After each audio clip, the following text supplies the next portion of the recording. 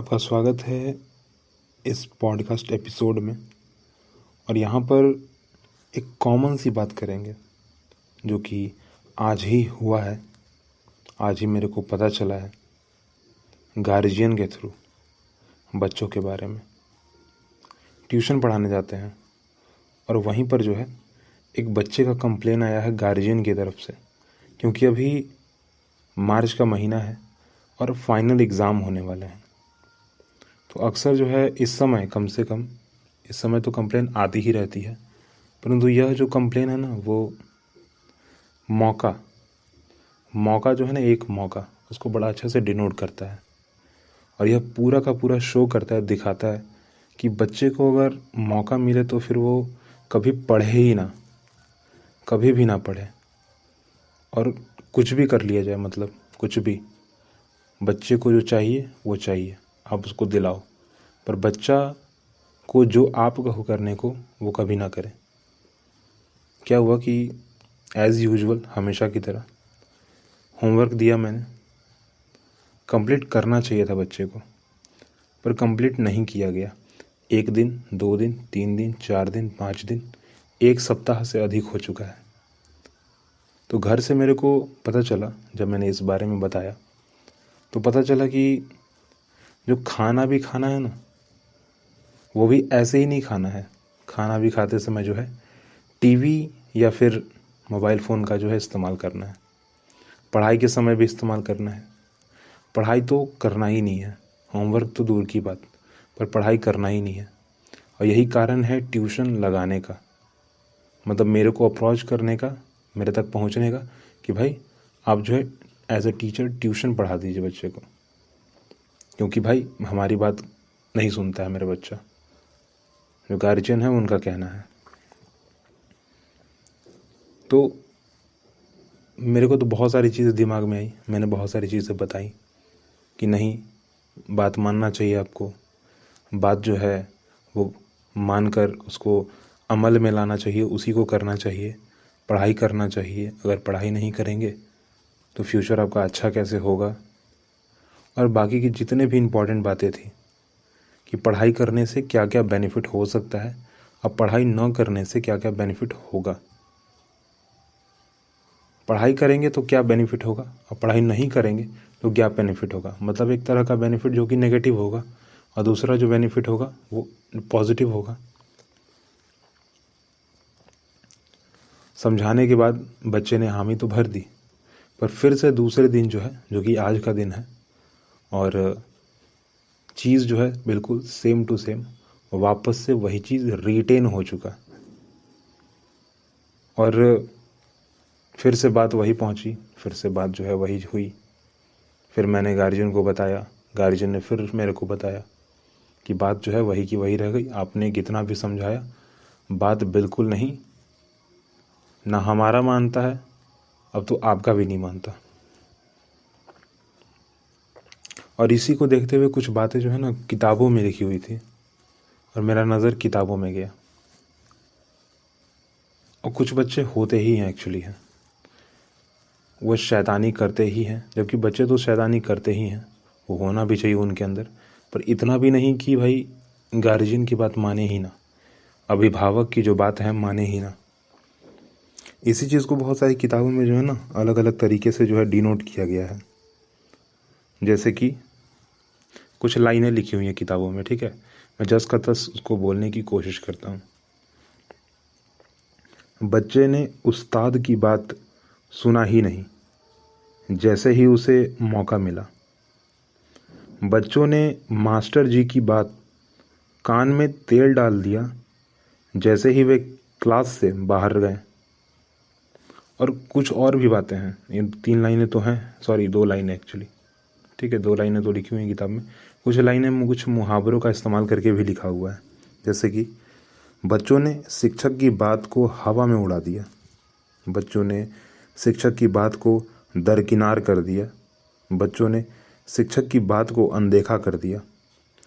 और इन्हीं 3 मुहावरे को जो है ना कुछ सेंटेंस में भी जो है रखा गया है, वो बारी बारी कुछ इस प्रकार हैं। बच्चों ने शिक्षक की बात को हवा में उड़ा दिया और खेलने में लग गए। बच्चों ने शिक्षक की बात को दरकिनार कर दिया और अपनी मनमानी करने लगे। बच्चों ने शिक्षक की बात को अनदेखा कर दिया और आपस में बातें करने लगे। यहाँ ये जो सेंटेंस बनाया गया, ये जो मुहावरे लिखे गए हैं, कुछ लाइनें जो हैं, ये पूरा का पूरा फिट बैठता है। आप इसको स्कूल में या और कहीं भी देख सकते हो और अक्सर ये चीज़ मिल जाती है।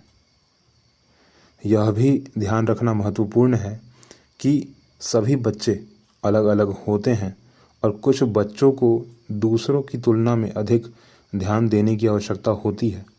शिक्षक को प्रत्येक बच्चे की व्यक्तिगत आवश्यकताओं को पूरा करने के लिए अपने शिक्षण तरीकों को अनुकूलित करना चाहिए।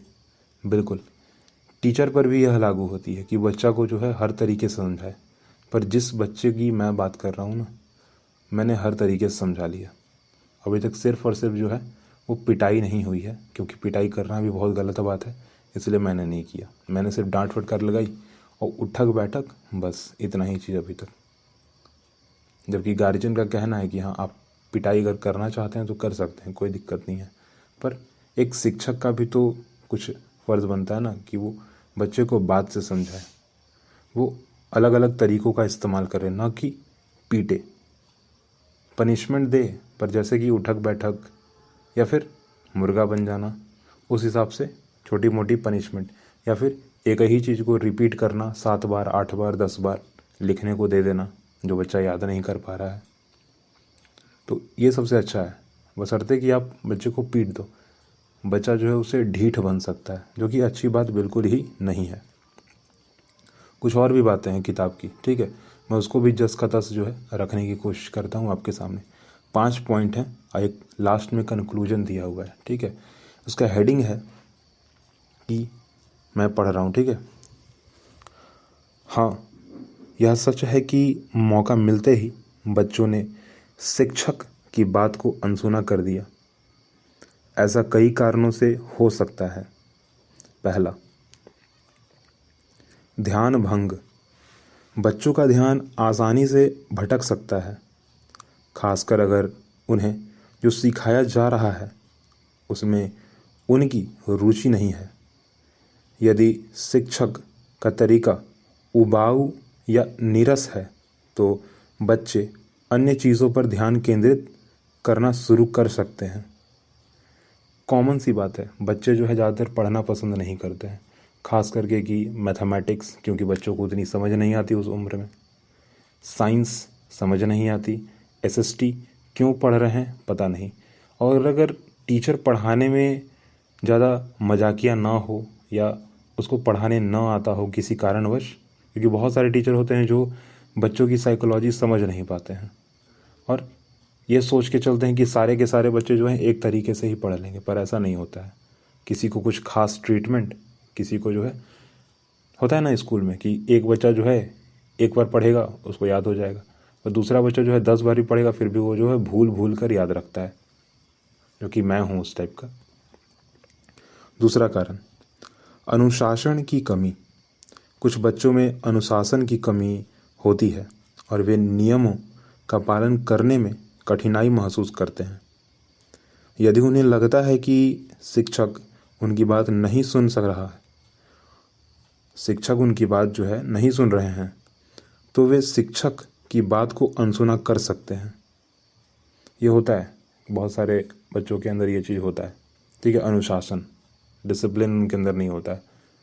आप उनसे बात करोगे वो कहीं और देख रहे होंगे। जैसे कि एक कॉमन सी चीज़, टीचर अगर बच्चे से क्वेश्चन पूछता है ना, तो जो बच्चे को याद नहीं होता तो बच्चा डर के मारे जो है कुछ बोलता ही नहीं है कि भाई हाँ चलो मेरे को याद नहीं है, या फिर हाँ सर मेरे को याद नहीं है। वो क्या करता है, छत देखने लगता है, या फिर ब्लैक बोर्ड की तरफ जो है नज़र उसकी चली जाती है, या फिर छत की तरफ नज़र चली जाती है, बशर्ते कि वो तुरंत बोल सकता है कि हाँ मेरे को याद नहीं है। तीसरा नंबर, विद्रोह। कुछ बच्चे विद्रोही स्वभाव के होते हैं और वे अधिकारियों की बात मानने से मना कर देते हैं। यदि उन्हें लगता है कि शिक्षक उन पर नियंत्रण रखने की कोशिश कर रहा है, शिक्षक उन पर नियंत्रण रखने की कोशिश कर रहे हैं, तो वे शिक्षक की बात को अनसुना कर सकते हैं। होता है अगर किसी बच्चे, जैसे मैंने बोला ना भाई, ढीठ हो जाना। आप एक बच्चे को बार बार पीटोगे ना अगर, तो वो बच्चा ढीठ हो जाएगा, फिर आपकी वो बात नहीं सुनने वाला। पता चल गया ना कि मैं कुछ भी करूँगा तो मेरी पिटाई हो जाएगी, इसलिए क्या है कि पीट ही लो, मैं करूँगा नहीं। इस फेज में बच्चा रहता है, विद्रोही हो जाता है एक तरह का। शर्म या डर, चौथा नंबर। कुछ बच्चे शर्मीले या डरपोक होते हैं और वे कक्षा में बोलने से डरते हैं। यदि उन्हें लगता है कि शिक्षक उनका मजाक उड़ाएंगे या उन्हें डांटेंगे तो वे शिक्षक की बात को अनसुना कर सकते हैं। कुछ टीचर होते हैं जो अपना ऑरा बनाने के लिए, ठीक ना, थोड़ा माहौल बनाने के लिए बच्चों के सामने थोड़ा कुछ बोल देते हैं, ठीक है, कुछ ऐसा बोल देते हैं जिससे बच्चे जो है डर जाते हैं, बच्चे फिर क्वेश्चन नहीं पूछ पाते हैं, क्योंकि टीचर को ऐसा करना नहीं चाहिए। और कुछ बच्चे जो होते हैं पहले से ही जो है वो थोड़ा, उनका नेचर अच्छा नहीं होता। अच्छा नहीं कहने का मतलब यह कि थोड़ा शर्मीले होते हैं, पूछते नहीं हैं क्वेश्चन, सोच के बैठ जाते हैं कि अगर मैं पूछूंगा तो क्लास में मेरी बेइज्जती हो जाएगी, टीचर मेरे को कुछ कह देंगे, मेरी डांट फटकार लग जाएगी ना। इनको कह सकते हैं आप डरपोक कह सकते हैं, शर्मीले कह सकते हैं।